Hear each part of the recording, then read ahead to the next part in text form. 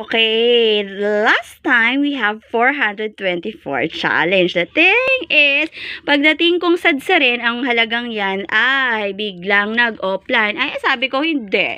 Ibalik natin. So, ngayon ko po isinakatuparan. Kaya lang, the thing was, ito po ang inabot. So, 518 minus yung halagang binanggit ko kanina ay nag-abono tayo. So, ano na lang po na mabibili ngayon sa halagang yan? Ayan po.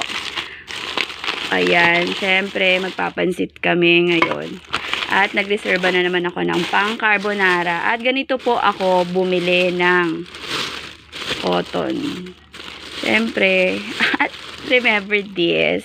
Hanggang ngayon ay addict pa rin ako sa paniniwalang gaganda ako ng kasing ganda niya.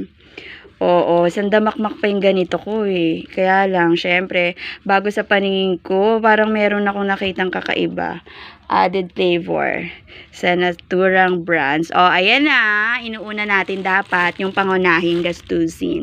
Huwag po tayong tumulad sa mga taong hindi naman kaya ay inuobliga ang sarili na kayanin. Kahit na, Diyos ko po, talaga naman, baon-baon na sila sa utang. Tapos pag siningil po sila, anong ginagawa nila? Sila po ay nagdadahilan. At ang kalamangan po talaga ng mga pag-uugali nila, ang nakakatawa, kapag siningil na sila ay galit na sila. At kapag hindi lang dyan nagtatapos, may kakayahan pang ang libangan ay chismis, asahan mo laging ikaw ang laman, na ikaw ang nilapitan nung nangangailangan.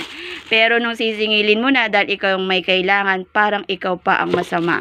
So, ayan ang lagi nating paalala na hindi dapat kasi laging mabait. Kapag mabait ka, aabusuhin ka. Nasa lugar po lagi ang dapat na ang tamang pag-uugali. Kasi pag puro sa tingin mo, okay po yan, ayan yung basura, baka hindi na naman makuha. Tatapusin ko na po ito dahil alam nyo po ang Madam Yuki ay all around sa bahay na ito. Ping!